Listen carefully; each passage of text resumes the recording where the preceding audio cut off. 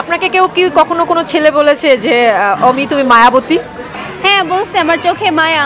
আমার টিচার আমাকে মারতে পারতো না, বলে ওর দিকে ওর চোখের দিকে তাকালে ওকে মারা যায় না। রাস্তাঘাটে যখন বের হন মাস্ক ছাড়া তখন কি সহজে সবাই চিনে ফেলতে পারে? আমাকে মাস্ক দিয়েও চিনে ফেলে। আমি মুখে মাস্ক লাগালেও চোখ দেখে চিনে ফেলে।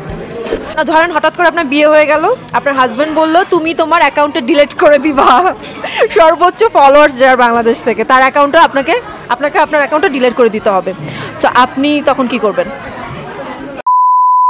এত মানুষ টিকটকে, এত মানুষের এত ক্রিয়েটিভিটি, এত ট্যালেন্ট, তার মধ্যে শুধুমাত্র আপনি এক্সপ্রেশন দিয়ে সবার মন কেড়ে নিলেন। এখন আপনার টিকটকে 10 মিলিয়ন প্লাস ফলোয়ার্স। কি মনে হয়, মানে গড গিফটেড? মানে গড গিফটেড আমি বলবো। এত ফলোয়ার্স, সবকিছুই আমি সবকিছুই মনে করি আল্লাহ আমাকে যেটা দিয়েছে সবকিছুই গিফটেড, গড গিফটেড। আমি আলহামদুলিল্লাহ, আসলে এটা ওভাবে বলতে হয় না, বাট আলহামদুলিল্লাহ আমি যে কোনো জায়গায় গেছি, আমার কম্পিটিশন বলেন, আমার নাচ বলেন, আমার ছবি আঁকা বলেন, আমি ছোটোবেলা থেকে ছবি আঁকার পরে নাচের থেকে মানে স্কাউট, গার্লস গাইড, এই সব কিছুই করে আসছে। সব জায়গাতে ভালো একটা পজিশনে ছিলাম।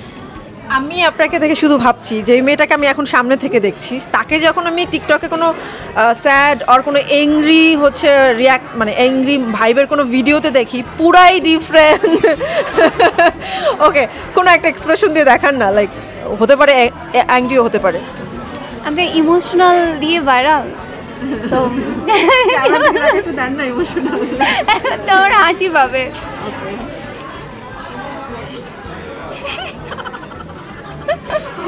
প্রবলেম, আমরা টিকটকে গিয়ে দেখে নিব।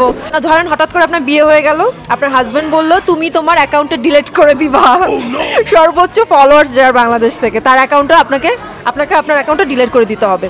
সো আপনি তখন কি করবেন? ডিলেট তো করবো না, আর আমি যাকে বিয়ে করবো সে তো আমাকে জেনে শুনেই বিয়ে করবে, সো সে এইভাবে এরকম ধরনের কথা বলবে না, আর বললেও আমি মানবো না। হ্যাঁ, তখন অবশ্যই একটা সংসারে চলে যাব, তখন হয়তো বা অনেক রুলস থাকবে, তো ওগুলো একটু মেনে চলবো, মাঝে মাঝে একটু ভিডিও আপলোড দিবই আর কি। এখন টিকটকে কি রেগুলার মানে আগের মতো ভিডিও দেওয়া হয় বেশি?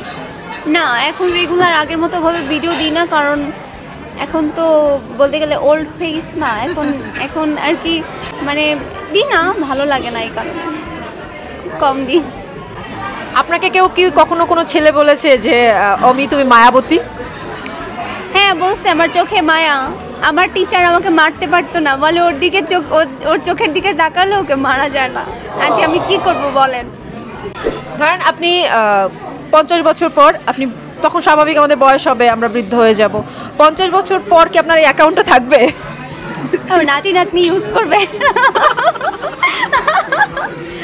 দেখবে আমাদের দাদি নানি এরকম ছিল। হ্যাঁ, তখন আমার নাতি ইউজ করবে, বা আমার ছেলে মেয়ে ইউজ করবে, এরকম আর কি। রাস্তাঘাটে যখন বের হন মাস্ক ছাড়া তখন কি সহজে সবাই চিনে ফেলতে পারে? আমাকে মাস্ক দিয়েও চিনে ফেলে। আমি মুখে মাস্ক লাগালেও চোখ দেখে চিনে ফেলে। আমার মাথায় কাপড় দিতে হয় আমার। বোরকা পরে হাঁটবেন? আমি বোরকা পরি, তো বোরকা পরেও হাঁটি। মানে খুলনায় গেলে আমি বোরকা পরি, নিকাব পরি, মানে আমার বোনের বোরকা পরে বাইরে চলে যাই। বাসা থেকে তো একা বের হতে দেয় না আমাকে।